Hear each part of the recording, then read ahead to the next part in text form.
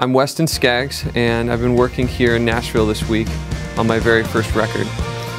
I've been blessed to collaborate with a great group of people on this project. Daniel Ornelas, as producer, has brought his mad South African genius to the table, and it's been great to see his heart for people, for music, and for the Lord come out in this process. Being in Nashville, we've been able to get some of the best talent in the industry to come and work with us. Guys like Terrence Clark and Derek Wyatt on the drums, Scotty Murray and Dwayne Laring on guitars, Danny Mitchell played the keys for us, and Kara Fox on cello. All in all, we've had musicians who have been a part of Gunger, Tree 63, All Sons and Daughters, Matt Maher, Paul Balash, Audio A, Brenton Brown, and more. I write songs from wherever I am at the moment in my life. I'll often write as a means of preaching some truth to myself that I need.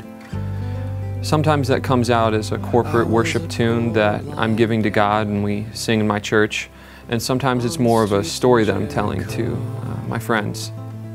Hopefully this EP will help people get to know me and what my heart is as an artist. I'm from Ohio, and just south of Cleveland, where I lead worship in my local church, and that's what really got me started with songwriting. So the song Jericho was by far for me the easiest song that I've ever written. I was standing in my kitchen one day with my guitar, because I like to write all over the house, and it all came out in less than an hour. I was thinking about the blind man on the road through Jericho when Jesus came by, and how he cried out to Jesus and was healed. And that in a way is a parallel of all of us as Christians and how we've called out to Christ for our salvation. While we were in studio, we did a music video for the song Deliverer, and that was a lot of fun to do. Deliverer comes from the passage in Exodus right after the children of Israel have been saved from the Egyptians, and Moses just writes this song of celebration. I was trying to put myself in the mindset of these people as they stood and watched these waves just kind of settle and realize that they were free. And I tried to imagine the explosion of celebration and singing and dancing and music that would have followed. That's the feeling that the song was trying to capture. It was just sheer excitement and the thankfulness that people must have felt in that moment. Wasteland was such a fun song to put together. It has some real classic folky and gospel-y influence to it, and we just got the musicians in a room, and the majority of the song is one long take that we did together and just playing off of each other back and forth, and it was awesome to see these really talented guys bring this song to life. This song is a picture of God bringing new life to our deadness. Lion and Lamb is definitely one of the more artistic songs on this record. We wanted it to be very spacious and have a real gravity to it musically. It really is a story of contrasts. The Bible speaks of Christ as the conquering Lion of Judah, saving us and bringing all the earth under his feet, but also as the Lamb who willingly gave himself as a sacrifice for us.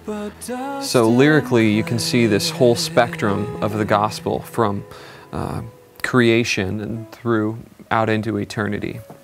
Fire in My Bones comes from a passage in the Old Testament, Jeremiah 20, verse 9, where the prophet is at his wit's end. He's had it, and he says that even though nothing is going his way, he can't help but continue sharing the message of God with people. And it burns me up from the inside like a fire in my bones.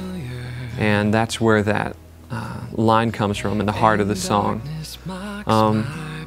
In the second verse of the song, the lyric goes, "As I walk through the sea of faces and see the worry and the pain." And that line came to me one day as I was walking into work in the hospital, and I was just passing people and seeing their faces and wondering what was behind their eyes, what was their pain, what was their fear, what were their worries, you know, and wanting to speak light and hope into that. That's the heart of this song, that I will not be silent from sharing the truth of God with them. If you ever see us play live, you'll see that we have a real versatility with these songs. We can play small acoustic house shows, or in a coffee shop, for instance, with like a stripped down storytelling vibe. But we can also turn around and play a big energetic set with a full 6-member band for a youth group or big worship night or something like that. So it's real great to see these songs come alive in different ways to different groups of people.